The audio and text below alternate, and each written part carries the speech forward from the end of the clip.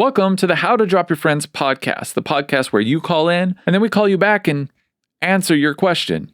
Hopefully well. Today's guest is Elijah from Ritte Cycles. He helps design their bikes. We talk about bike geometry, the difference between titanium, steel, and carbon, which one's best. Of course, we had to talk about the new Colnalgo bike. Perhaps most interestingly, one of our callers calls in and tells us that he can magically grow an inch whenever he wants. That's not exactly what you think, but it's not that far off. All right, Elijah, thanks for being here. Yeah, absolutely. Excited to do it. So if this is your first time watching the podcast, what happens is we send out a request for people to ask our guest questions. They'll leave a message, and then we will call them back and answer their question live. So here's the first question. What are some of the details on the new aerodynamic handlebars from the new Colnalgo's bike? I was hoping somebody would ask I've read that they've kind of used some unique shaping to optimize kind of hand positioning. What research did they use to kind of come up with that, and how does it compare to more of a traditional kind of bar and in terms of rider comfort and efficiency? Thanks. Oh man, that's good. All right, so I'm looking forward to calling him back. I don't know how much. I don't know. I've never seen one in person. Oh, you haven't seen one yet? I mean, I've seen the bike on the internet. Okay, yeah. But I haven't ridden one. Yeah. How would you describe the handlebars? They split out. It's a Y shape. Yeah. Hence the name Y1. Y1RS. Oh, there we go. I think. I've seen people say it looks like Tade's celebration when he puts his arms up. The Cervelo has the V, but they have the bar that goes across the top, and I guess Colnalgo was like, no. It's a pretty radical shape. Yeah. Let's give him a call back, and we'll talk about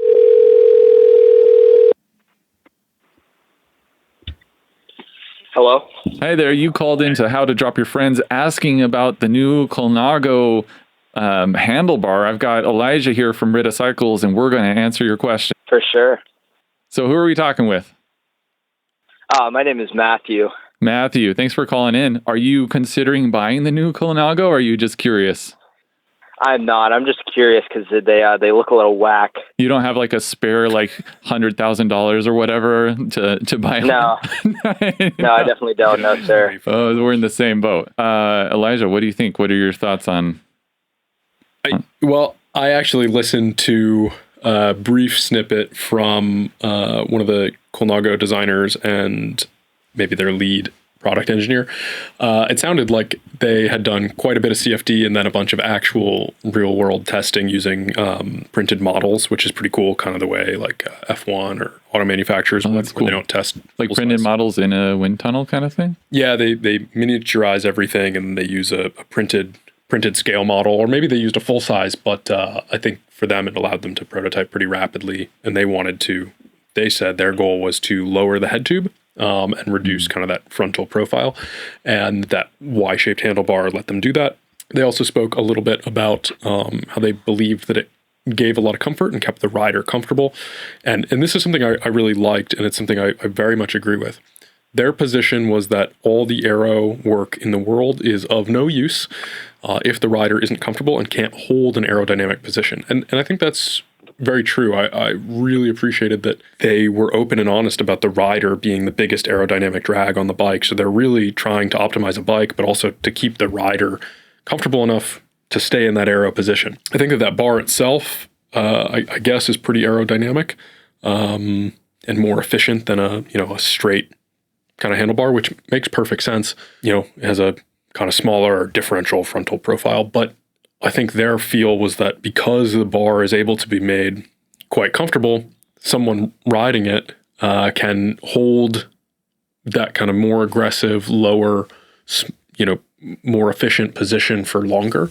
I thought it was cool. I mean, it's definitely a design that I think will take some getting used to aesthetically. Yeah, it looks so different. Do you think there's any issues with, this is me just not being an engineer, but being curious, the lateral stiffness? Because there's no bar going across, I imagine, I wonder if it'll be stiff, when you're sprinting. That's a good question. I think it's probably fine.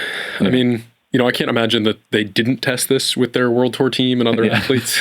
And from what I gather, the folks at Colnalgo are pretty serious riders, so I'm sure that they've done a lot of actual testing on it. Mm-hmm.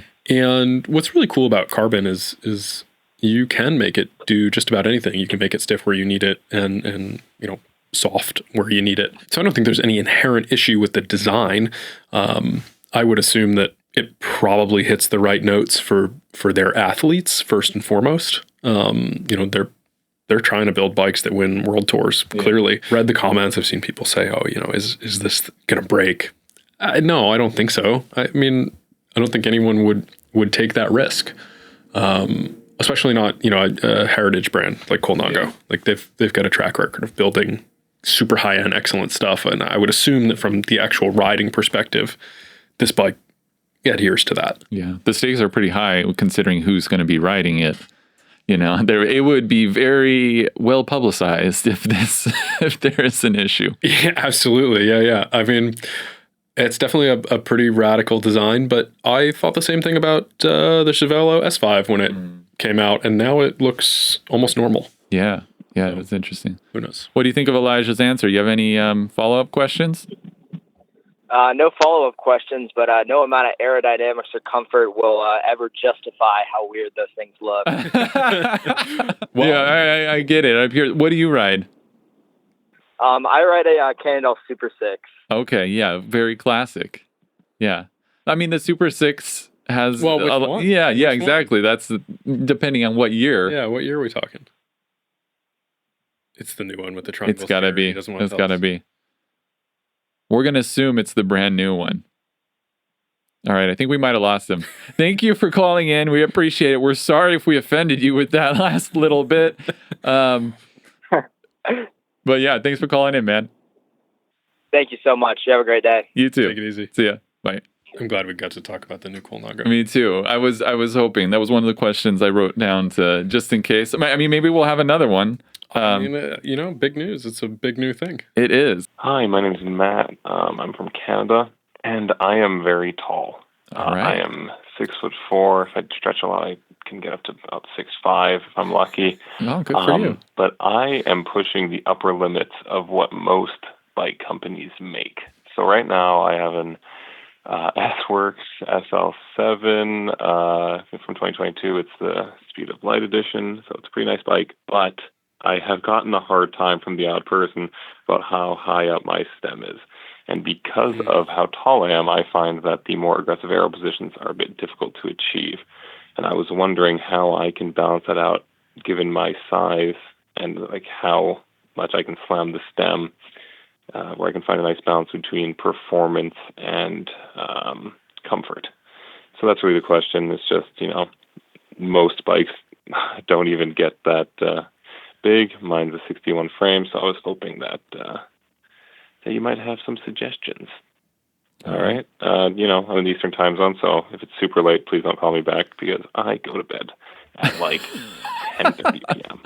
All right. Well, it's only 6 o'clock Eastern time, so hopefully we'll catch you. 6'5" is really, really tall. Well, 6'4" is stretched to 6'5". It's tall. I want to know how he does that, like how he magically adds an extra inch. Maybe he's a little slouchy during the day. Yeah. Tall in bed. That's where you want an extra inch anyway. Yeah, exactly. 1 second. Can the AirPods connected? Hello? Hi, this is Mitch from How to Drop Your Friends. I'm here with Elijah from Ritte Cycles. You called in asking for help for your bike fit. Okay, well, before we do that... I'm actually on my bike right now. Oh, that's amazing. First off, I just want to ask, how are you able to magically add an extra inch from 6'4" to 6'5"? Oh, man. I think everybody wants to know how to add an inch. So I'm 6'4.5" now. I was saying I used to be at a yoga club at university, and at the end of that semester, I was fully 6'5", measured at the doctor's, and now throughout working in an office for a couple of years, it's gone back down.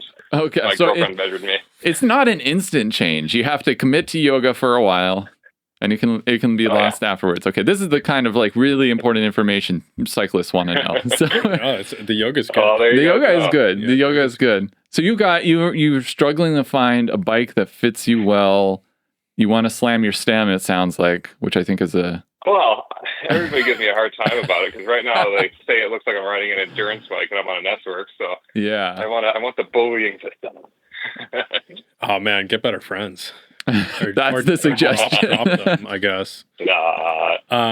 No, listen, they're nice. They just give me a hard time. But I was kind of trying to find the balance between something that is, optimal for me performance-wise and something that doesn't murder my back, because that's the issue being this tall with bikes like that. Totally. Yeah, I mean, it sounds like you might, just given your proportions, want a larger frame. And I don't think that's uncommon on the tallest end of the spectrum. I think that the largest bikes from most brands are smaller than they were 10 years ago, 15 years ago. Most bikes that are labeled as 61 are actually only like a 595 or a 60 centimeter top tube rather than a 61 centimeter top tube. Interesting. And, I think people's proportions on the tallest and smallest end of the spectrum are also more widely varied. So it can be really difficult to create production bikes that are a great fit at the very tall and very small end. The reality is if you can't go lower, you can't go lower. That's it. It sounds like you... I also can't go higher. I got a 61 size frame right now. That's the biggest one that like a brand like Specialized makes. So that's kind of where I'm stuck in an interesting spot. Yeah, and I guess I don't have enough familiarity with the other options on the market to say like, hey, such and such is bigger. Like I know our largest carbon production frame is not any larger than a 61 tarmac. If you're running kind of the maximum spacer stack and that's where you're at and that's what works, then that's what works. I mean, there are options like I think Specialized actually makes a bar that they call the hover bar, which has maybe like 15 millimeters of rise to it. So you could trade the bar out and then cut some spacers. But you're just moving things around at that point. It's I think for a lot of tall folks, custom ends up making a lot of sense, but it's a different path. I mean, there's not as many custom carbon options available. There are some. And there's also a lot of custom metal options. It depends what matters to you in a bike and if you want to do it. But ultimately, if you have a setup that's pretty comfortable as it is, you're running a lot of spacers. And, look, I mean, everyone making carbon bikes with carbon forks and carbon steerers, the general rule is you want 40 millimeters of spacer stack or less is what's considered safe. If you're in that 40 millimeter or less range, nothing wrong with that. I mean, that's kind of why spacers exist, to make production bikes adjustable and to work for the widest possible range of people. I told Mitch this earlier, but I actually prefer the way a bike looks with at least 5 or 10 millimeters of spacers under the stem. Yeah, I know it's not cool to have a ton of spacers, but hey, look, you can just ask them how the weather is down there or something else like that and go on with your ride. So, everyone's always behind me anyway, so. There you go. they can't even see. Yeah. Yeah, I mean, the other option, I guess, is to do whatever the reverse of yoga is. And if you can, lose an inch or two, you're going to get worse posture at work. Have you ever thought about getting a custom bike? I have looked at that in the past. I think there's we have some local titanium options that seem a bit alluring. But I think I was always looking for a bike that would give me... I didn't want the bike to be the variable. I always wanted it to come down to myself. So I wanted an overall bike for climbing, sprinting, things like that. That's why I got to the SL7 tarmac. So looking at the factor offshore, things like that. This is before, obviously, Mitch was sponsored by the Ritte, of course. Yeah, how dare you consider other brands? But I think with the custom, I'm really just thinking about, is it something that I can do physiologically, or is it really going to come down to the bike at the end of the day? So that's kind of where... I mean, I think, look, if you're riding a stock model bike and it works and the only complaint is hey, I would love to have fewer spacers, your options are kind of get back on that stretching and do as much foam rolling as you can to give yourself a little more flexibility. Basically anything in your IT band or quads, hamstrings, that kind of thing. And then also you can even foam roll your lats, which gives you a little more reach. I notice a difference when I do that. If you can get a little extra reach, you can go a little lower. You can also do things like swap the bar out for a narrower handlebar, which is going to give you a little bit more reach. You can replace that with either a longer stem or, in your case, probably pulling a spacer. And that would keep your kind of effective height the same, but go down. And, we're talking you might be able to pull 5 millimeters by doing that, which is not a ton, but it's something. There's just a limit to what we can do. I mean, I know for myself, my wingspan isn't crazy long and I'm not super tall. So if I can't run a 12 centimeter saddle to bar drop, even though it looks sick. It just doesn't. I can only do that for 30 minutes. So, there's small things you can do, but if the only complaint is you got a few spacers, I'd stick with it. Your other options are really expensive because they're custom. Yeah, even the new handlebar. I was looking at the SL8 handlebar. That's the only real difference between the bikes, anyways. Let's be honest. Yeah. So I was looking at that. So if I were to upgrade that last piece, get a bit narrower, that could be something to look into. I always try to test something out and see how that works out. Yeah, definitely. I mean, I think the narrow handlebar thing is a really easy way to modify the fit, and it's also pretty easy to try if you have a 2-piece setup right now. What's your current handlebar with? 420 millimeters. Oh, yeah. Yeah, try a 40. I mean, to be honest, we sell more 38s than anything else, which I wouldn't have expected 3 years ago. But a lot of pretty large riders are choosing those narrow bars. Maybe that's what they're doing that I don't know about to get into that aero position. I think it makes a difference. I've noticed. Yeah. I rode with EJ Trains Bikes. I don't know if you know of him. We're about the same height, but he's a lot wider than I am. He was getting really annoyed because I was doing about 50 watts less than him for the same, on the same flat, going the same speed.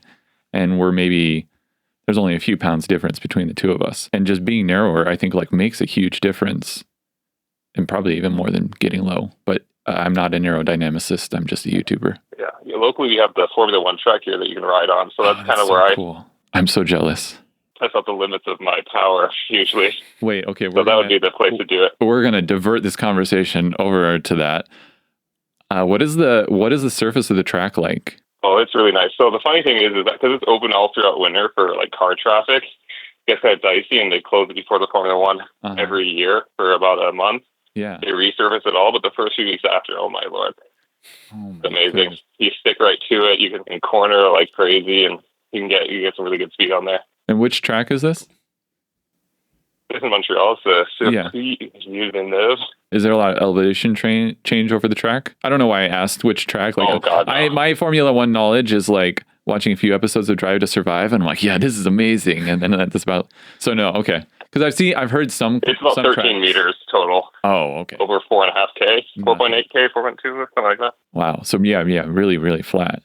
That's so cool. Oh, yeah, all right. Well, now I'm really jealous, and I'm glad your bike doesn't fit. Because you get I'm just kidding.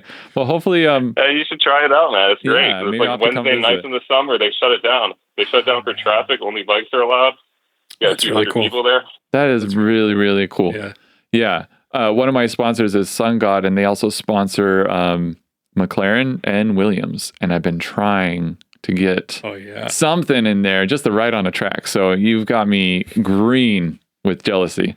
Hopefully we're able to give you some ideas though. Do you have any other questions for Elijah while we have you on the phone? I think just in general, when you look at the orders that you get, I was always curious about that because in my head, I get jealous for all the guys who are small because it feels like the market is flooded with all stuff for them. What are the actual orders that you're seeing? Do you think it's 50, what's the most common frame size? Is it a 56, a 54, or a 58? 55 and 56 would be the most common sizes that we sell. So that's a medium and large in our nomenclature.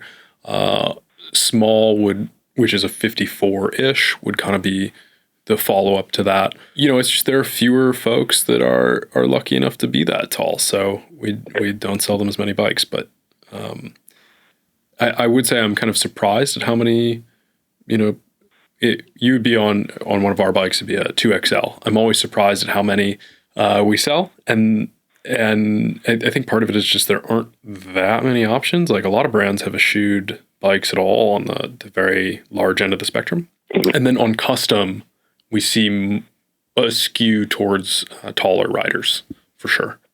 Makes sense. Yeah. Okay. Well, listen, I'm doing the Rift in Iceland in the summer, so I'm thinking about upgrading my bike before that. So I'll give it a look. I'll give the custom a look, see what the damage is. Awesome. Let me know what you decide on. Thanks for calling in. All right. Awesome. Thank you. Have a good one, guys. See ya.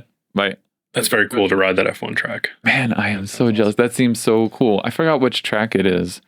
Maybe it's Spa, but there's a ton of elevation change, and I watched the thing where like Valtteri Bottas was like doing the ride around before. Yeah. And the elevation change, like on some of the turns, it looks flat. It's kind of like what we were talking about earlier. Like it looks flat on camera, and then in person, it's just crazy when you're riding a bike. You've been up to Sea Otter. Yeah. Oh, Sea Otter. Laguna Seca has a ton of elevation. Totally. That's steep. A good example. Yeah. Yeah, there's that really epic MotoGP pass. I signed up for the road race accidentally, trying to do the race around the track, but classic me not doing enough due diligence. Yeah. I ended up just getting destroyed in a road race out on a loop outside of the track. Yeah, it's steep. That track is super steep. It's really cool. What's your earliest memory on the bike? Oh man, I think probably when I was like maybe 3rd or 4th grade. There were some older kids in my neighborhood. They had BMX bikes, and you know, we had like kind of junky, like huffy department store bikes. And I remember thinking, oh, I really want one of those cool BMX bikes. Watch the X Games. And 4th grade, I had saved up all my money, and I bought a Haro Nyquist X2 maybe. Really, really wanted this like pearl white one, and I bought it from a local bike shop. I think it was like $300. Which really speaks to how expensive bikes have gotten, I guess. But yeah, that's probably like one of my earliest memories on the bike. And my stepbrother and I, he had the same bike in a different color, and we would ride dirt jumps at this aqueduct that was maybe a couple miles from our house. Yeah, that was kind of how I got into bikes when I was 4th, 5th grade. That's fun. How big were the jumps? Probably smaller than I thought they were. That's how it always is. You look back at like a video from then, it's like a curb. 6-foot gaps were kind of like the bigger stuff. So the jumps would have been like 3-ish feet high. And some of these guys, they were like in high school. So they were riding bigger stuff, and they would tow each other in on like 70cc dirt bikes and stuff. No way. Little dirt bikes. But we didn't have dirt bikes. So we rode the small stuff. Like dirt was your entry into the world of cycling, it sounds like. Yeah. When I moved, I was probably in 6th grade, and we moved out kind of to an area that was more rural, more country on the other side of the state. And I got a mountain bike because that seemed like that's what people did there, which was like a Fuji hardtail mountain bike. And just kind of rode that around on some XC trails. And yeah, I rode mountain bikes kind of all through high school and into college. I had some trail bikes and was really into downhill. So we would go to the bike park. Got hurt a lot. I still haven't done any lift access bike parts. I'm doing this little series like Road Cyclist Tries Mountain Biking, and I went to Sky Park a couple weeks ago, and that was my first bike park. So fun. I was like, oh man, this is what mountain biking is. Because my only other mountain biking was in high school. My family had moved to Utah, and once a year we would go to Moab. But it's not like we weren't mountain bikers. Once a year we just went to Moab because that was the thing to do. We didn't ride our bikes consistently. And the mountain bikes we had were Specialized Hard Rock, like chromoly steel, basically a gravel bike. So now I'm borrowing this like XC bike from BMC, and the people I ride with, they're like, oh, I'm sorry, you're on an XC bike with only like 100 mil like travel. And I'm like, this is amazing. I feel like I'm on a cloud. Yeah. I mean, any modern mountain bike is so superior to what existed even 10 years ago. Like I stopped riding mountain bikes for, 7 or 8 years, and I got a 130 travel trail bike. Maybe this is probably 4 or 5 years ago. And it's almost disorienting in a way because, you think of I thought of a 130 travel bike as not a super capable bike, but it is. It's faster in every situation than the 26-inch wheel downhill bikes that we were riding in 2010, 2011. This bike carries so much more speed. It's so much more stable, so much more compliant over roughs, anything. It's unreal. We would be riding, and there'd be a feature, and I'm just going to I'm riding slow because I'm starting out, and I need to drop over the feature, and I'm like, there's no way the bike is going to handle this, and it just rolls right over it. It's crazy. It's pretty unreal. I've got a friend that I grew up with, and he just got into bikes during the pandemic, a familiar story. Mm-hmm. And he bought like an old mountain bike off of Craigslist or Marketplace or whatever. And very quickly he started upgrading, and then he got a gravel bike, and then he's gotten some other mountain bikes. And he was complaining to me about something. He's got this it's like a pretty big bike. It's like a 6-inch travel. I think he replaced it with something that's more appropriate for where he lives, but it was a lot of travel for the trails that he's on. And, he was kind of, he was complaining that, it doesn't pedal super great. And I'm like, the fact that you can pedal a 160 travel bike uphill, it's unreal. The bikes are so good. I recently rode a BMC 4-stroke LT. Mm-hmm. So I think that's just the longer travel version of your bike. Yeah. And it's incredibly fast. That bike is incredibly capable. It is an absolute rocket when you pedal it, but it's not slow by any means going downhill. I thought it was a really fun bike. I had a blast on it. I thought so too. But again, I haven't ridden anything for, yeah, you said how many, you were off for 7 years? Yeah. So I probably stopped riding mountain bikes in 2014. And I got one again in 2021-ish. Everything changed. I mean, we went from, there were some 27.5 bikes, and then I totally skipped that. So I went from 26 to 29. There were 29-inch bikes when I stopped riding mountain bikes, but they weren't good. And so they went from being to the norm, and the geometry changed entirely. The suspension is so much better than what we used to have. I mean, if you rode a full suspension XC bike in 2007 or 2008, they were bad.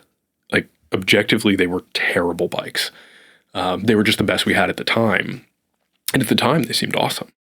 But now, I mean, a trail bike from 2010 even doesn't pedal well, doesn't climb well, doesn't have a lot of traction anywhere, doesn't roll over stuff well. Your body position on the bike is weird. It's short. Everything about it is less competent and less capable than even an entry-level mountain bike is in 2024. But the last time I rode was 2005. It was going from a horse and buggy to a race car. Moab riding isn't easy either. It was pretty comical. I've tried to find footage because we had a mini DV cam and we bring it, and we watched a lot of Jackass, and so we're yeah, this is good. Basically it was us going off jumps and falling. But I'm kind of glad I haven't found the footage because it would haunt me. And then the amount of hike biking we were doing, we were so underprepared, and it was just kind of embarrassing. I mean, if you ever go back and watch, any of the mountain bike videos of, from the early 2000s, it's kind of it's pretty incredible what people were able to do on those bikes, because the bikes weren't great. Yeah. They really weren't. I think it's distinctly different from road bikes, where nothing has changed that fundamentally. What makes a road bike handle well and confidently is largely the same as what it was, 35, 40 years ago. You've made updates for the way that the position and the components have changed and where weight's balanced and things like that. But someone who was fast in 1990 could be a fast descender now. There's nothing about the positioning on the bike that has really changed. You want all your weight and your balance in the same spots. But on a mountain bike, you could have been awful in 2005, and now you could get on a new bike and just be markedly faster and more confident. I think for a lot of newer riders, it can be a huge learning curve. They're going faster than they think they are. Yeah, it's kind of it's and then it doesn't look as fast on camera. Now you work for Ritte, you design bikes. How did you go from these jumps when you were a kid, mountain biking, to now, because Ritte doesn't have a mountain bike? It's, special order, secret menu. We'll make them, but it's definitely not it's not a big piece of our brand identity. We make drop bar bikes, and that's what Ritte does. And I think for us, it's sensible to focus on, kind of what our brand is and what we're best equipped to do. I don't think I ever really intended to work in cycling. I mean, I loved bikes as a kid. I worked in a shop, in middle school and early parts of high school. I wasn't a pro mechanic or anything. I just liked tinkering, and, I would help out. A lot of my friend group are people that I met through bikes. So, I've always found that connection. I got injured a few times on the mountain bike, and then eventually I bought a road bike because I just felt that that was going to be a good way to get out and get exercise and still enjoy cycling just differently. And it was, I loved it. Like immediately I loved it. It was really hard. What did you love about it? Because that's such a change. It's not though. Like if you like riding on two wheels, I think, I mean, that's a good point. You know, I could have fun on a BMX bike, just kind of cruising around town. I mean, I can have fun on a beach cruiser riding around town. Like I think just pedaling, you know, being outside are enjoyable. Regardless of the format. The things I liked about the road bike is you can go really fast. That's awesome. I really like descending, and I found that, you know, it was totally worth struggling up hard climbs, and there's definitely a sense of satisfaction and achievement. You know, it's really humbling to ride a road bike and do something that you've done in a car and that seems easy, and then you get on your road bike. It sure isn't. Oh man, it's so true. I took my wife Val on a ride just around our neighborhood, and there's like a little loop I do, and there's a hill in this loop that seems like it's nothing, but it's a 10% grade. So in the car, you're nothing. And then as soon as you start riding up a double-digit grade on the bike, it's a whole new experience. Oh yeah, I mean, just keeping the bike moving forward with, you know, double-digit grades is difficult. And at least in LA, some of the climbs are, Yeah, there's, you know, no shortage of double-digit climbs. and they're long. So yeah, I immediately got on the road bike and kind of felt like this is incredibly difficult. But also I feel really good doing it. And, you know, I rode mostly by myself. I didn't have any kit. I would just go out and pedal around. I didn't have a GPS or anything like that. And I would just go pedal around for an hour and then an hour and 15 and then an hour and a half. And it was a lot of fun. Like I kind of just immediately loved it. This was in Western Massachusetts where I grew up, and the riding there is super nice, great roads, low traffic. We had a lot of dirt roads, and I really loved going from kind of the dirt road onto the pavement, back and forth. You were gravel riding before it was like really a thing. That was just, I mean, those were just the roads we had, you know, and those are the ones that I liked to drive on. Like if I was going to go for a drive, like those were always fun. You can get the car a little loose and slide around, and you can do the same on the bike. And so that was a blast. And I was riding my road bike on flat pedals. So, you know, pretty easy to hang a foot out and slide around. Yeah. I moved to Los Angeles for work with a business that I had started, left that. And then I kind of found myself having been in LA for just a few months and thinking like, well, I'm going to go for a bike ride, which I hadn't done. My bike was like packed in a box in my living room, unpacked it, started riding around here, and found it to be incredibly humbling. You know, I thought at the time, like, you know, knew what I was doing, thought I was a great climber, but blah, blah, blah. No, not true. I had no idea what I was doing. Terrible climber. I had never gone up a, 2,000 plus foot climb, which like you can do here. Yeah. So I just started riding around, and I was immediately like, okay, it's like learning to walk all over again. The riding was so much more difficult than what I had, gotten comfortable with. I happened to like ride past this empty storefront, and I saw that it was going to be a Rafa clubhouse. And I had actually bought my Rafa kit maybe a year and a half prior while visiting LA from their clubhouse on Abbot Kinney, which was temporary. At this point, I was unemployed and I didn't have any friends here, or maybe I had one or two friends. It's like, I'm going to apply and see if I could work, part-time. I'll make some friends. It'll be awesome. And they hired me, which was cool. I had never worked retail before, so that had challenges in and of itself, but I think for the most part, it was pretty fun. Met some great people who I still consider to be friends, and so it worked out exactly as I wanted. I started riding a lot more and became a much stronger cyclist, and I really fell in love with road riding, but never envisioned myself working in the cycling industry. Like, my background was apparel, and so I did some consulting work and stuff like that, which, if you've ever worked in retail, it doesn't really pay you enough to live. So it was like a minority of my income, but a majority of my time. Sounds like you too. But I loved that. And so through Rafa and some people I had met there, I kind of got linked up with the Ritte guys. And at first it started out as really just a much smaller piece of the team. But over the last few years, it's become my baby of sorts, I guess I would say. And the brand has changed and grown a lot. And if I do something, I want to be able to be proud of what I do and to feel like I'm doing something that is high value or to be good at it. And the owners of Ritte have really allowed me to do that. And they're very invested in making sure that we do something that is unique and kind of really quality focused. Managed to link up with some incredibly talented people. And I think I've had some of the best mentoring I could ask for from the likes of people like Tom Kellogg, Josh Ogle, and, you know, the owners of Ritte. I would say I've learned a lot from both of them, you know, whether it's general business or even kind of management skills type stuff. And yeah, so that's, it wasn't intentional, but I'm really happy to kind of be where I am. It's funny because hearing your story, I would have assumed, I should probably say, like, full disclosure,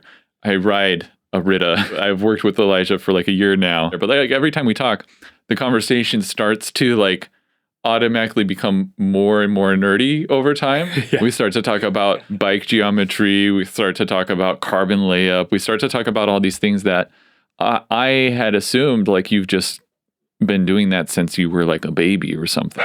Apparently Remy too. He thinks I'm really good at pets. No, I mean, I think realistically, like my skill set is learning and problem solving.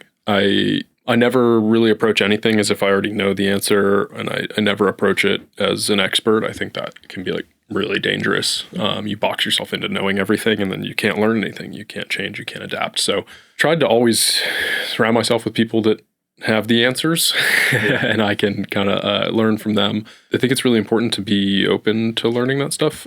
Nothing is impossible to learn. I mean, I'm not gonna walk into a surgical operating room anytime soon, but I think, you know, if your goal was to become a surgeon, if you're willing to commit the time and the hard work, you can do that. And I use that example because my partner is doing that. And look, people do that. And you're watching it happen like live in real time. Yeah, but you know, everything that is being done at some point was impossible. People have learned how to do it or taught themselves or you know, whatever. You know, something like carbon layup. I'm not a layup engineer. There's a lot I can learn. There are a lot of questions I can ask that maybe help in the process. You know, we obviously hire someone who does have that as their core skill set, but it doesn't mean that person has all the answers either. And you'll see that, I think, if you talk to anyone who does that for work, anytime they have a new product, there's a baseline. They start somewhere, but they're always going to have to challenge their assumptions. Mm-hmm. They're doing many, many revisions. You're never going to solve every problem. Yeah. Any new thing you do is always going to have problems. So as long as you're open to that, you're willing to work through that kind of stuff, you know, you can do a lot. For me, like, I really like technical stuff. It's the kind of thing that for whatever reason, just in my head makes sense. Might not remember everyone's name that I ever talked to, you know, but like I can look at a chart and remember something that I looked at, you know, 3 years ago. Wow. Which is not always valuable, but that's like, for me, that's where I excel. When looking at things like materials, any sort of sciences, I just really enjoy it. It's really fun.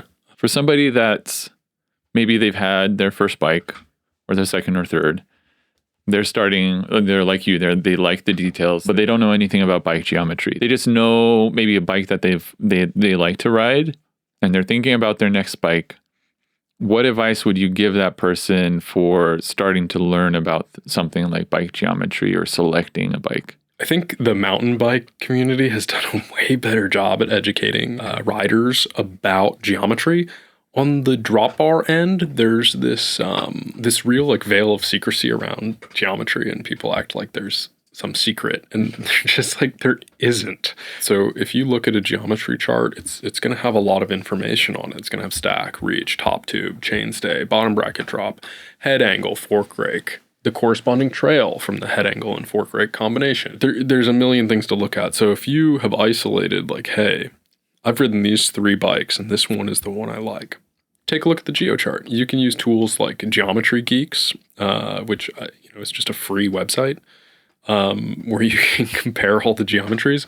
I think a lot of people look at stack and reach, and that's only like a very small part of the equation, but start looking at this stuff and then consider the way your weight is balanced on the bike and how that feels. I mean, your fit on the bike is going to change the handling as much or more than any individual geometry change. A bike is not a static object. It's moving under you. You're kind of dynamic on top of it. So you have to look at not only the device itself, but also how you fit and interact on it. And I think it's important to be kind of honest. I see a lot of people that have like crammed themselves into bikes that don't necessarily work for them for whatever reason. They want a really aggressive fit. They run a ton of drop, but they're constantly uncomfortable. You could tell. But it looks so good, Elijah. It looks pro. It looks cool at the coffee shop. Personally, I like a spacer under the stem. I think it looks better than slammed, but someone will fight me in the comments. Oh, wow. Yeah, that's a spicy take. No, I know. Yeah, it's terrible. Basically, start looking at the geometry charts. And if you don't understand what something is, like if you don't understand trail, which is one of the most misunderstood characteristics, you can read about it. You can get a really good explanation. You can see how it pertains to bicycles, motorcycles, etc. But there's a lot of information out there, and that's a thing that people get really hung up on. And it's not the only thing that matters, but it's an important part of the way a bike turns and steers, handles. And then you have to factor in your tire size. Changing tire sizes, a millimeter or two, not perceptible, but a lot of people will get a gravel bike. It's designed for, a modern gravel bike, at least a 40 millimeter tire, if not 42 or 45 as the sweet spot. You'll go to a full 2.5 inch mountain bike tire if you're Dylan Johnson. You could. That's definitely not what your bike is designed for, but whoever's done the geometry has designed their gravel bike, say it's for, consider it a modern gravel bike. A 45 millimeter tire is where the handling is designed to be, quote unquote, right. There's no right or wrong. Everyone has a preference. But if you put a 28 mil tire on that bike, your trail figure changes quite a bit. So the way the bike turns in is really different. The amount of wheel flop you have, which is how hard the wheel wants to flop over or not flop over, changes. And then, you have other things that change. Part of it is going to be your head tube angle changes, and that affects the trail too. So you change your tire size by, 17 millimeters? That's going to have a huge effect on the bike's handling. So, you'll often hear people say, oh yeah, you don't need a road bike and a gravel bike because I'll just put put road tires on my gravel bike. And so you can do that, but it never feels the same. It's going to behave differently with the different tires. Not just because they don't have nubs on them, but because the trail is different. And the bottom bracket drop is different. The head tube angle is different. You have all these things, and it changes the way you sit on the bike in some regard as well. So there's all these things that happen when you do that and push a bike outside the design envelope. And on a mountain bike, you're not really doing that so much, and you're way more active and dynamic on the bike, so it's maybe less of an issue. But on a road bike or a gravel bike, we're often static for a long period of time. Each component of it makes a big difference. Which isn't to say trail is the only figure that matters, because it's far from it. I think it's a thing that people often get fixated on because it's confusing. Yes. I'll be honest, I'm slightly confused right now, but I think I'm starting to get it. Well, it's so hard to understand because as a cyclist, you have say you've got a bike you love and it fits well, you're comfortable on it, you've been riding it for 2 years, everything's good. That bike feels awesome. And then you get on another bike. It would be really easy to say, oh, this bike has 3 millimeters more trail, and then I don't really like it. But that's not the only variable you change when you get on a different bike. That's a good point. Your reach, which is, so your weight balance in the bike might change, and a percent change, like if you're 1% more rearward, that does make a difference in the way things behave. Does it have different tires on it? Very few people have ever had the opportunity to actually ride the same bike with a different trail figure, and that's a lot easier said than done too. But I think that is probably the best way to really get the feel for it. And not everyone is going to notice. Like, there are people that I know that can ride anything, and they're going to be fast and confident on it. Doesn't matter what it is, and they don't really care, and they don't feel the difference. They just, great. And some of us aren't that way. And so there are people who, regardless of how good a cyclist they are, they'll notice a 2 millimeter change, and they can call it out and tell you. The other thing is that you can get used to a lot.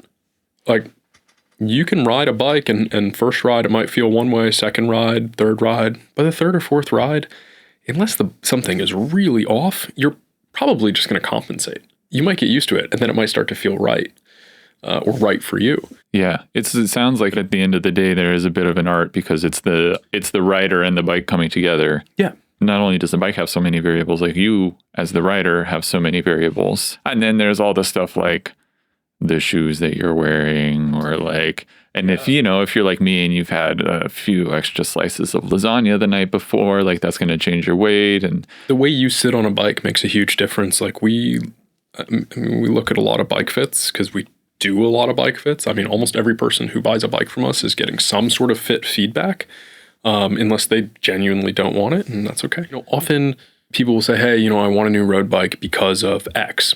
And if that's something like, oh, the front end feels really wishy-washy on this bike. You look at their bike, you look at the fit. Okay, they're 6 foot tall, they're on a 56, all seems normal, saddle height's right. And then you look and they're running like a 90 mil stem. And you see them on the bike and they're a little crunched up. Well, I mean, if you're on 100 or a 110, you're moving the weight further out. You're putting more weight over the front end. It's going to be more planted. And you could tell them that, and they may still want a new bike, and that's okay. Yeah. Cool. Like, happy to work with you on a new bike. But that's a really small adjustment that completely transforms the way the bike handles, because the weight is just in a different spot. It goes from being vague to confident really quickly. Yeah, even going from when we switched the frame over to the lightweight frame for the steep climbs I did in Europe, we also changed my stem length from 120 to 110. I didn't expect it to feel that different, but especially on the really steep climbs, particularly the weight thing, because when I'm literally on a 30% grade, my weight's already shifted back, but that extra centimeter was like far enough forward that I did feel it when I pulled it back. I had the mountain bike cassette on the back. The weight distribution was different. All those things were kind of different. But yeah, the front end would lift up a lot more. It's pretty crazy how much all that stuff adjusts everything. We could talk for hours. Yeah, we should get over to the calls, because otherwise we never will. All right. Hi, my name is Jonah. I'm a young rider. I'm 14 years old, and I'm a very dedicated cyclist. I'm trying to look for some used road bikes, or some road bike with electronic shifting, like Shimano 105 Di2, for like around under 3,000. I know about like Bicycle, but are there any other places where I would buy a bike with electric shifting around that price range? Thank you. All right, Jonah, he wants to find a used bike with electronic shifting for $3,000. I think he can do it. All right, let's see. Let's give him some advice. And my name. Oh, I pressed the wrong button. Hello. Hey, Jonah, you called in to How to Drop Your Friends. This is Mitch Boyer. I'm here with Elijah of Ritte Cycles. You wanted to see if you could get a used road bike with electronic shifting for around $3,000. Elijah thinks it is possible. Definitely. Yeah. So, hi, Mitch. I look at all your videos. I'm also a rider from LA, and I go through all these group rides. But yeah, so awesome. I've Thanks, been riding around. I've been riding around on road bikes, like on my mom's road bike with mechanical shifting, for around 2 years, and I've been getting into many competitions, and I've been looking for some road bikes that are in between our budget, around like 3,000 or under. But it's been hard. Like, I found some bikes online, but shipping is an insane amount. Yeah, I honestly might stray away from buying a used bike online. It's really hard to know what you're getting when you can't see it in person, and could be great, could be less than great. LA is probably the best place you could live to buy used road bikes. There are so many cyclists here.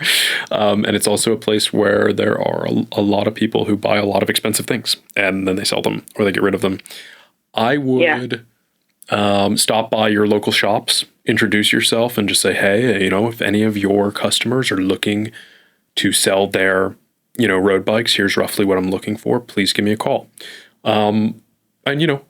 It might take you some time, but I think that's a really good avenue. I know that my friends who have shops here have lots of customers that are always buying the latest and greatest, and they're often selling their used bikes at a bargain. And that could be a really good way to buy something, not only, either from a local shop or from someone local, but to get a good referral. Yeah. The other thing you could do is, if you're part of a cycling club like Lagrange on the west side, or another club, depending on where you are in the city, I would send a message to, whoever the kind of board on that club is and say, hey, I'm Jonah and I'm, saved up and I'm looking to buy a bike. If anyone in the club is selling something, I think that's the best way to buy something like this, a road bike. Oh, yeah. So wait, so you're allowed to, like, even though you're not in a specific club like Lagrange, you could go and ask, like, those guys, even though you're not part of the club, like, hey, are you selling a bike?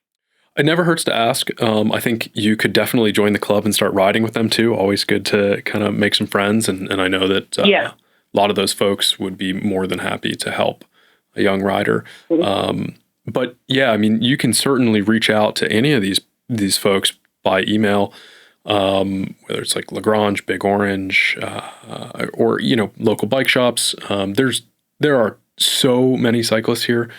That's what I would do.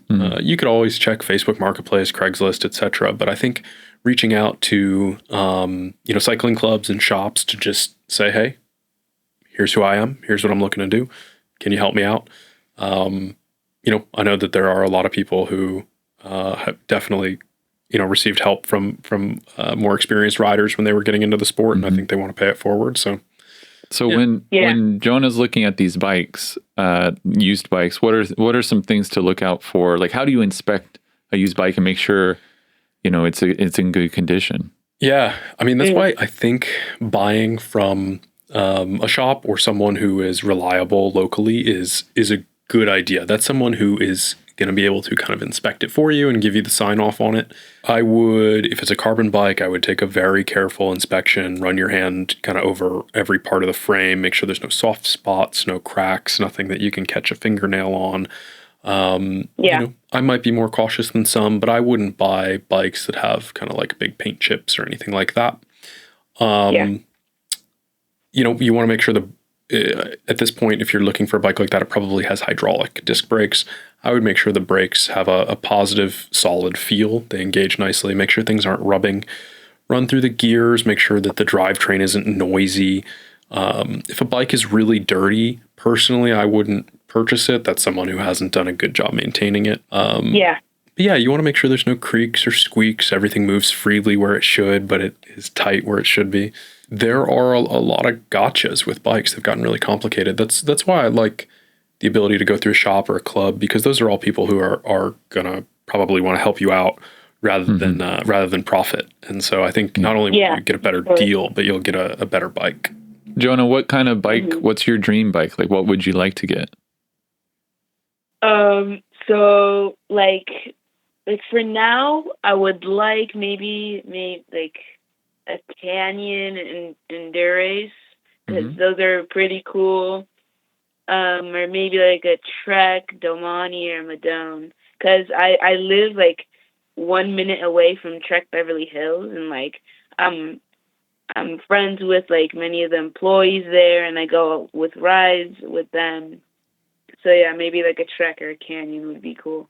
Okay, cool. Yeah, go into the Trek store and ask them if they can keep you in mind if any of their customers are selling stuff. And I think that's a smart choice, to buy a bike that your local shop is familiar with, because it's going to be easy to have maintenance and work done on it. They'll be familiar with it. Yeah.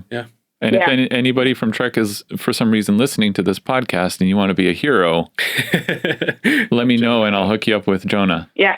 Well, thanks for calling in, man. You got any other questions for us before we let you go?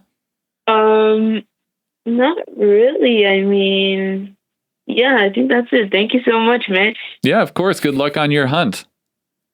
Thank you. All right. See you, Jonah. Bye. See ya. Oh, man. Searching for a used bike. It's tough. It's hard to buy a used bike. It's so hard to, like, there's so many stolen bikes. It's so many. And then, how do you inspect it without seeing it in person? You can't. I think, just a lot of people think that their used bike is worth a lot of money when it may not be. It's like sentimental and. Yeah, or, things are damaged, but the seller doesn't even know. I mean, bikes are complicated. It's not the way they were, when they were all mechanical. It's tough to buy a used bike. It's tough. Hi there. This is a question for Elijah with Ritte. I was wondering if you guys would ever do an aluminum bike and what your thoughts are on aluminum bikes in general. Thank you. Love the brand. Keep up the great work. Love what you guys are doing. This is Chris. All right. Chris is curious about aluminum bikes. Your call has been. I can answer Chris's question. All right, let's answer it.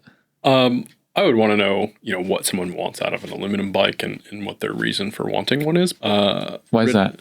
Well, often people are looking to get a bike that's a little more affordable. I think aluminum is a really good way to do that. Ritte used to do some aluminum bikes prior to my time. I think they're awesome. They did some aluminum track bikes, aluminum cross bikes. I think in a lot of situations, aluminum is a great material. You can get a bike that's pretty light, definitely stiff, and pretty affordable to manufacture. Aluminum is going to be, out of all of the kind of available common materials for bicycles, it's going to be the most affordable to make. And that can be great. There are bikes out there like the Specialized Crux, where they have taken the geometry of their carbon gravel bike and made it just significantly more affordable. I think Trek does an Emonda ALR, which is, again, it takes all of the geometry and handling of their road bike and makes it more affordable. I think that's especially important in the current market where the group sets have gotten super expensive. Yeah, I like aluminum for the affordability aspect. It's not quite as durable as steel or titanium, and it's not as repairable as carbon. So it's more prone to impact damage, cracking, things like that. Just, it's more brittle. It's also very difficult to get an aluminum bike to ride as nicely as the other materials. It's just inherently stiffer. It has less kind of flex and small bump compliance. So often aluminum bikes can be really harsh. I don't think there's anything necessarily wrong with them. I currently own a handful of aluminum bikes that I really like. How many bikes do you own? I don't know. Undefined. In like one location or...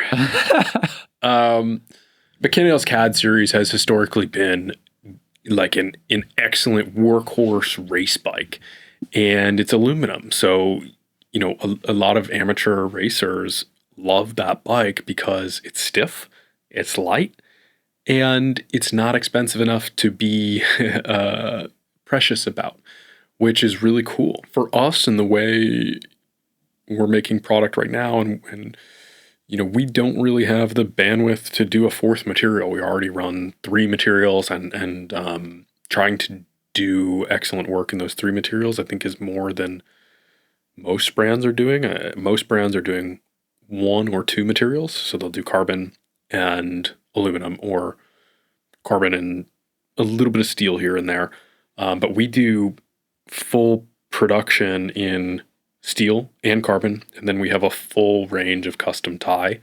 So for us to do aluminum, I think we would have to sacrifice something else. It just doesn't fit into our kind of our range at the moment, which is never to say never. I think it's an awesome material that has a lot of really, really good use cases.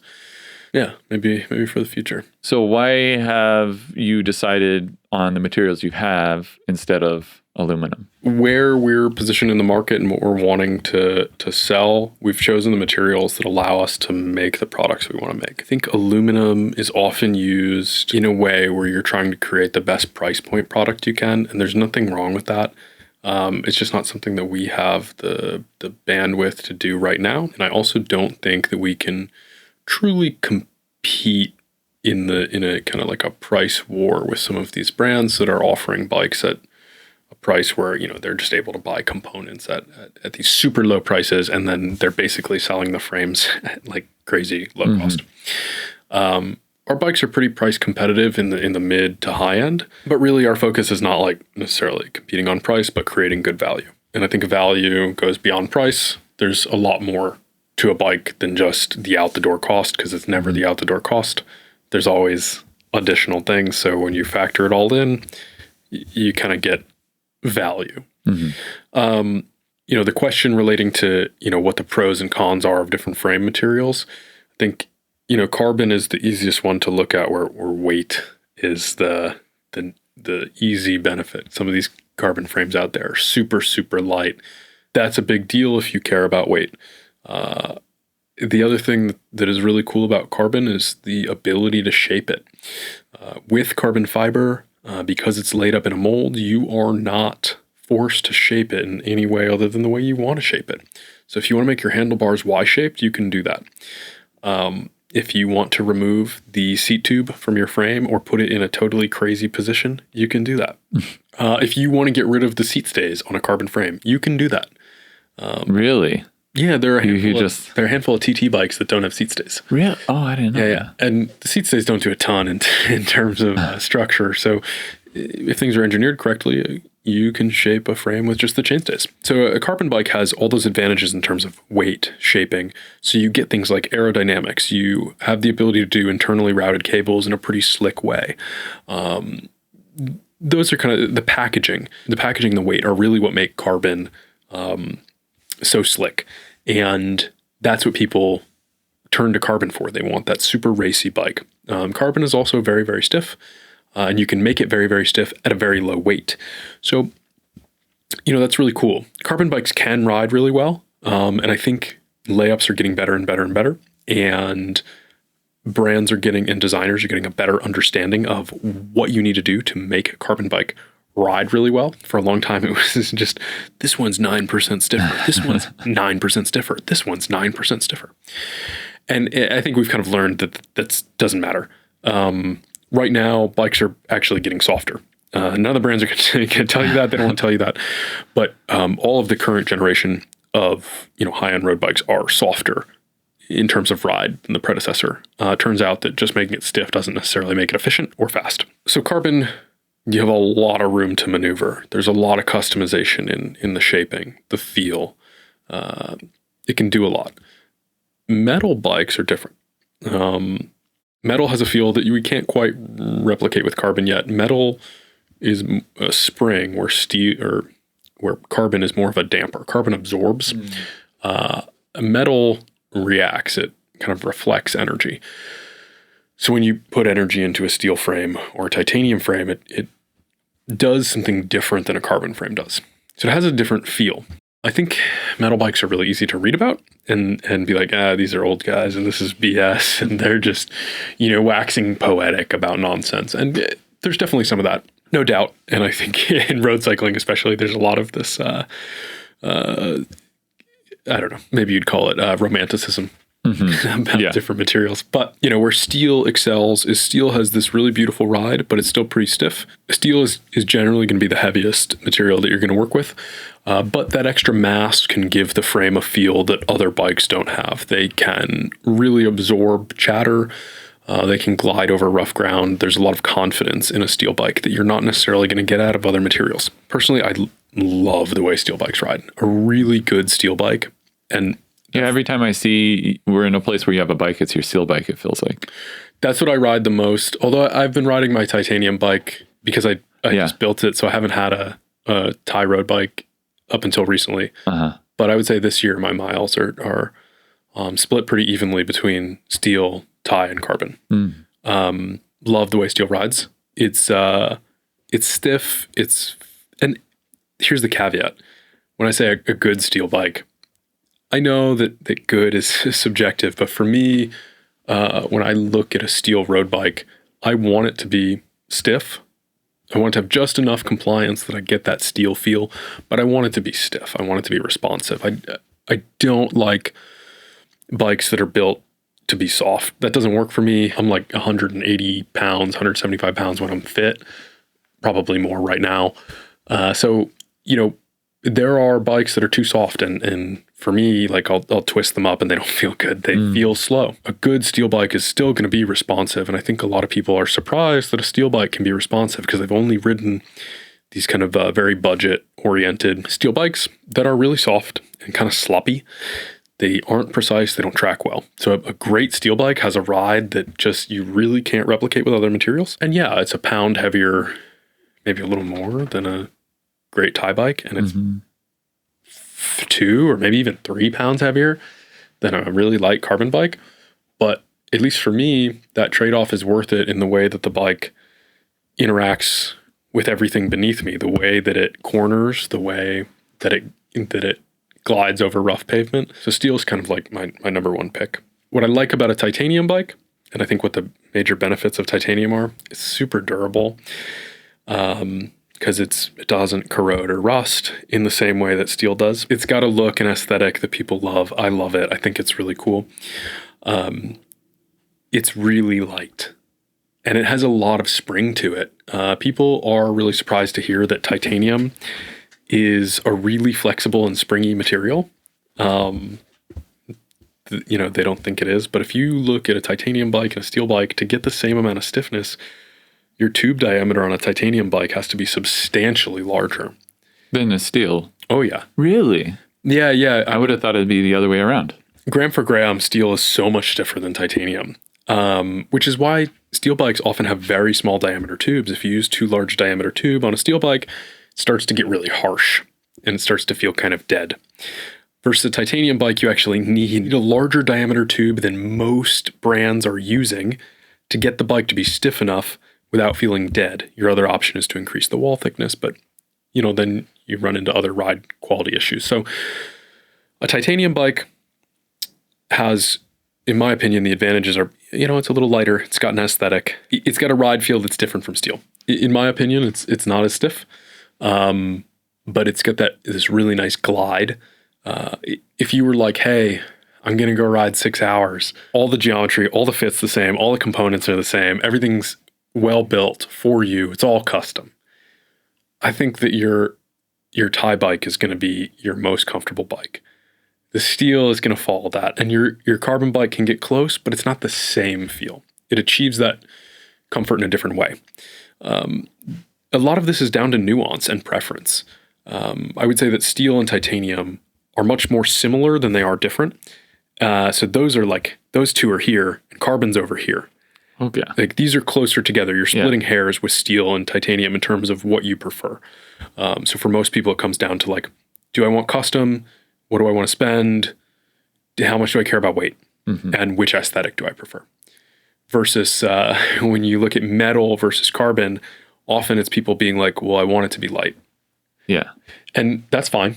That's what it's good at. It's great at it. And then there's all these kind of like tertiary things like repairability. Carbon's really repairable. Like people don't expect to hear that, but it's very rare that you could break a carbon frame in a way that it just can't be repaired. Might change the ride quality a little, but I've got carbon frames that have been repaired and I'm totally happy to ride them because they're great. And, it costs like $400 mm-hmm. versus like if you crumple up a steel frame, you might be able to get someone to replace the tubes, but then it has to be repainted. You're going to write it off unless it's really sentimental.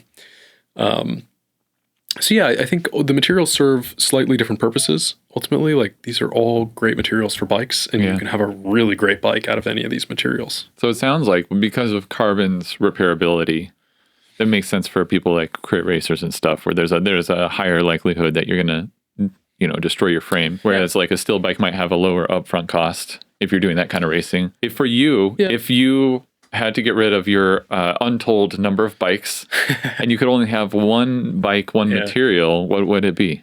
If I like just one you bike had for everything, I would probably keep my Steel Phantom. That's the bike I've logged the most miles on. It's the one that I am maybe most attached to. Mm-hmm. But I ride a production Steel Phantom. It's not custom.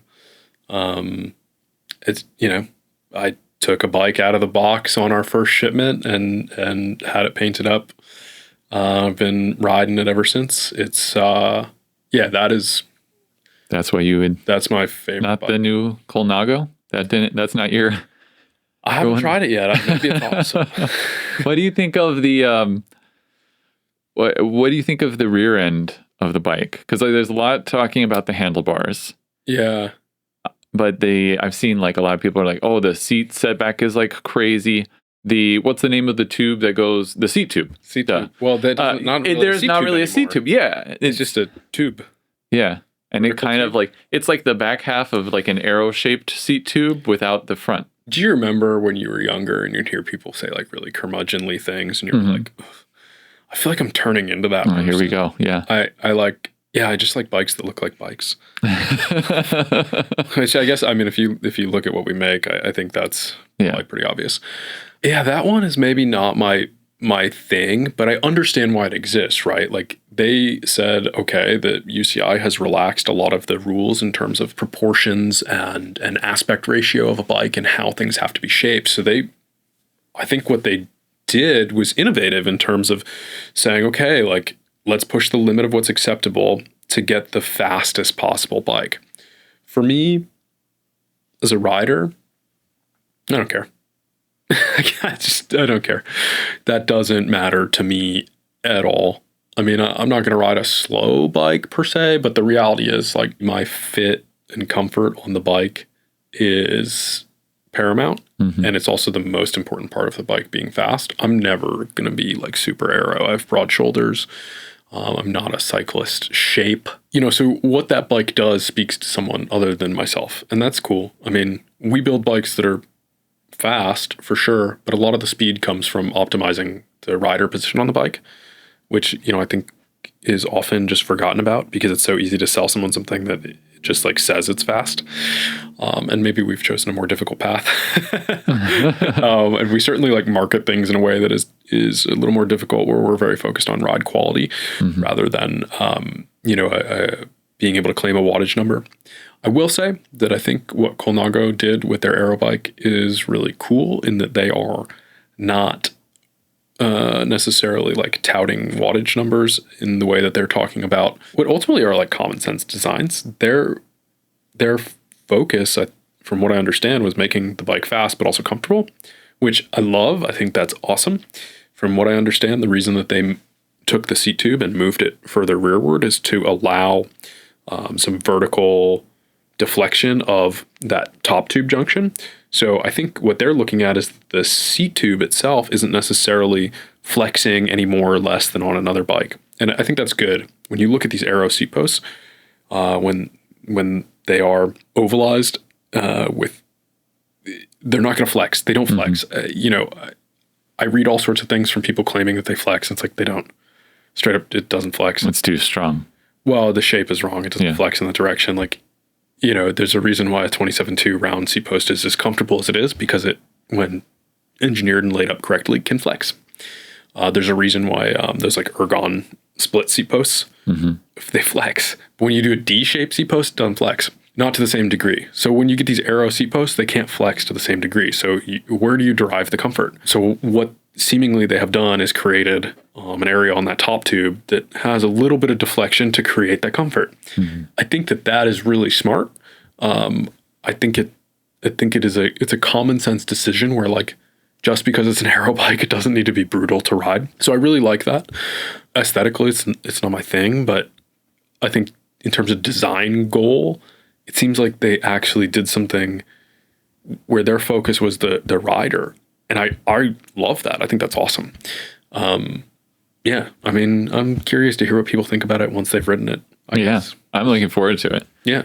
Well, let's jump into our final section. There's a little gavel there. You're the first guest to use the gavel. Oh, this wasn't a coaster. Well, it is a coaster, but you can use it as your little mallet. So this is a cycling court where you're going to make a decision for all of the cyclists in the world on one of the most divisive issues.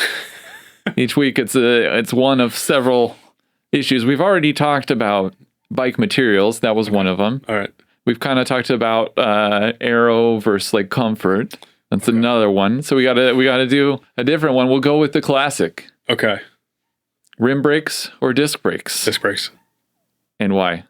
Oh, I mean, control, power. The rim brakes never made sense. They still don't make sense. All right, pound the gavel. It's done. Sorry. Get rid of your rim brakes. No, you can keep them. No. Get rid of your rim brakes. Judge Elijah has decreed. This is Cycling Court. Thanks for coming on, man. Yeah, thanks for having me. Welcome to the Cool Down. This is where all the cool kids hang out. It's a terrible joke that makes no sense. We're 4 episodes into the podcast now. I hope you're all enjoying it. I'm enjoying it. I'm learning a lot, so I appreciate your patience with this. I've had a couple flubs where I've called guests by the wrong name. That's really embarrassing. I'm going to start writing down names so at least I can look down and remember what their name is. I've always had a problem with that. I don't know if any of you have struggled with that. When I'm at a party and I ask somebody's name, I usually forget it after they've said 1 or 2 sentences. Not because I don't care about the person, but just because my brain is racing and I'm nervous. I solved that problem by never calling them by their name ever again and never seeing them again. But on the podcast, I'm talking with a host and I need to say their name in order for the caller to know I'm addressing them. So it's been a bit of an issue. I am sorry to Matt this episode and Jonathan last episode, both of whom I addressed by the wrong names, but now I will never forget their names because of the deep shame and embarrassment that I feel. I've always tried to be pretty transparent with the fact that I'm learning as I'm going along with my whole creator career. This podcast thing is completely new. Being a host is very difficult. You have to think on your feet. It's very different from when I normally just talk into the camera and then I'm able to cut it up in the edit and make myself look incredibly intelligent. But now you all know the truth. I'm just a dum-dum. I like having like a expert guest here to really dive into their knowledge. So if there's anybody that you think would be really good on the podcast, let me know in the comments. But also if there's anybody that you know personally and you could connect me with them, that'd be really good too. I can't guarantee that I will have them on the podcast. It's hard. They have to be here in LA. And right now I don't have the budget to fly people out. But I think it's important to have myself and the guest in person because we're on calls with people.